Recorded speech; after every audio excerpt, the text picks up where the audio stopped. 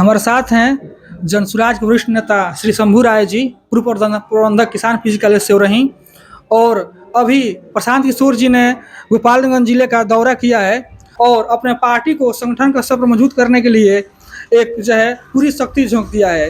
आइए जानते हैं कि जो जनसुराज पार्टी है वो अपने रणनीति कैसे काम करती है और क्या उसका रणनीति आगे होगा। बहुत स्वागत सर आपका। धन्यवाद आपको। जनसुराज ही का अर्थ है कि वो जनता का राज लाना चाहते हैं।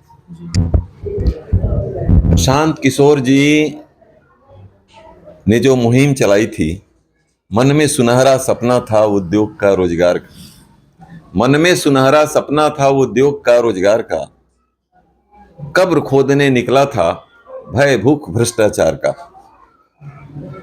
उनकी ये मंशा थी कि बिहार जो रोजगार के मामले में सबसे पीछे है, पलायन यहाँ सबसे ज्यादा है। यहाँ का युवक और युवकों की तो बात छोड़िए, कम उम्र का किशोर भी, बच्चे और बालक भी दूर दराज रोजगार पाने के लिए जाते हैं, अपने घर परिवार को छोड़ करके, शिक्षा दीक्षा को छोड़ करके। तो उनकी मंशा यही थी कि अगर हमारी सरकार आती है तो हम किसी को बाहर नहीं जाने देंगे और उनकी न्यूनतम आवश्यकताओं को पूरा करते हुए यही रोजगार की व्यवस्था करेंगे जी। उद्योग के मामले में बिहार बिल्कुल फिसड्डी है। उद्योग लगाने की उन्होंने बात की थी, महिलाओं के उत्थान की उन्होंने बात की थी, बुजुर्गों के वृद्धावस्था पेंशन को बढ़ाने की बात की थी। तो सरकार तो झुक करके और लपक ली इन चीजों को, कुछ तो बढ़ाई है। शिक्षा की बड़ी ही बदहाल स्थिति है जी। जैसे भ्रष्टाचार का प्रशांत किशोर जी बाबा साहब को भी मानने वाले व्यक्ति हैं और जैसे देख रहे हैं कि जो ग्रामीण अंचल के जो क्षेत्र है, प्रखंड है, चाहे जो ग्रामीण अंचल है, वहाँ पर जो शिक्षा व्यवस्था बहुत ही ध्वस्त हो चुका है। समझिए कि चाहे मतलब अभी तो पहले से अपेक्षा कुछ बिल्कुल। तो छोटे छोटे बच्चे हैं, नौनिहाल है, उनका उत्थान कैसे, उसके लिए क्या उनका। अब देखिए, आपने जो सवाल किया है ना, शिक्षा तो मूल चीज है। बाबा साहब कहते थे वो शेरनी का दूध है, जो पिएगा वो दहाड़ेगा।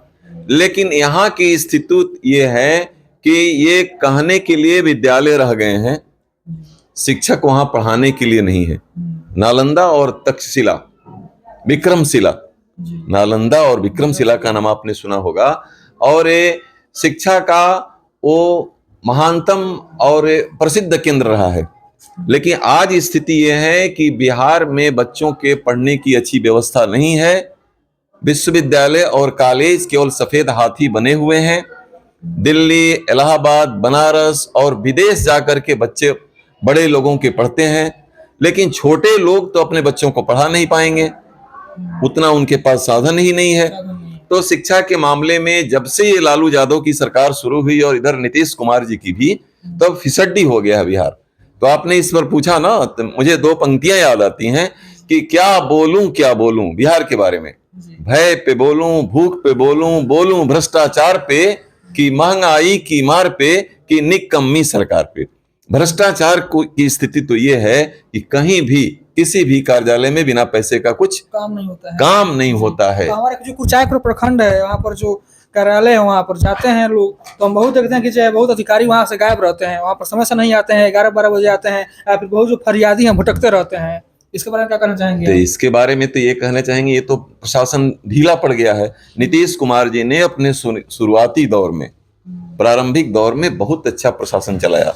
निश्चित रूप से ईमानदार आदमी थे और आज भी हैं, मगर उनकी पकड़ प्रशासन से ढीली हो गई है, जिसका यह परिणाम है कि कार्यालयों में अधिकारी और कर्मचारी नहीं पाए जाते हैं और बिना रिश्वत का कोई काम नहीं हो रहा है।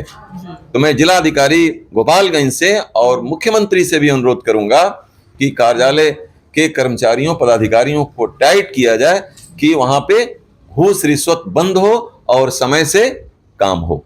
अभी पिछले दिनों जो है कुछ घटनाएं हुई हैं, जैसे मंदिर में चोरी हो गया था, या फिर जो बहुत हत्याएं बढ़ रही हैं जिले में, इसके बारे में क्या कहना चाहेंगे? हत्याएं बहुत ज्यादा हो रही हैं, आपराधिक घटनाएं हो रही हैं बिहार में। अब देखिए, मैंने ये ना कहा कि सरकार की पकड़ ढीली हो गई है, प्रशासन पर सरकार की पकड़ ढीली हो गई है। और प्रशासन क्या हो गया है, प्रशासन बिल्कुल अपने को लापरवाह सा हो गया है। जब लापरवाही कहीं होगी तो चोरी, छिनैती, डकैती, अपराध तो बढ़ेंगे ही। महिलाओं के प्रति भी अपराध बढ़ रहे हैं। हम महिलाओं के प्रति भी अपराध बढ़ रहे हैं। तो यही ना हम लोगों की मांग थी कि ये इन चीजों को रोका जाना चाहिए, इस तरह की ये घटनाएं नहीं होनी चाहिए। ये प्रशांत किशोर जी की यही सोच थी। पता नहीं, समझ में नहीं आया कि हम लोग जनता को समझा नहीं पाए कि जनता समझ नहीं पाई। हालांकि आजकल लोग खुद पश्चाताप कर रहे हैं। पश्चाताप कर रहे हैं। बिहार अपने को ठगा हुआ महसूस कर रहा है। प्रशांत किशोर जी हार नहीं माने हैं। आपने जैसा कहा भी, गोपालगंज हाल ही में आए थे, जिलों की वो दौरा कर रहे हैं। क्या कमियां रह गई अपने में, उन कमियों को देखते हुए फिर नया संगठन बना रहे हैं और बिहार को बदलने का जो मादा उनमें है, जो पहले उन्होंने पढ़ लिया था और ठाना था, बदलेगा अपना बिहार इन मंसूबों को पाल के निकल पड़ा था एक मुसाफिर दीप जलाने घर घर, तो फिर वो निकल पड़े हैं। वो हार नहीं मानने वाले। पार्टी सभी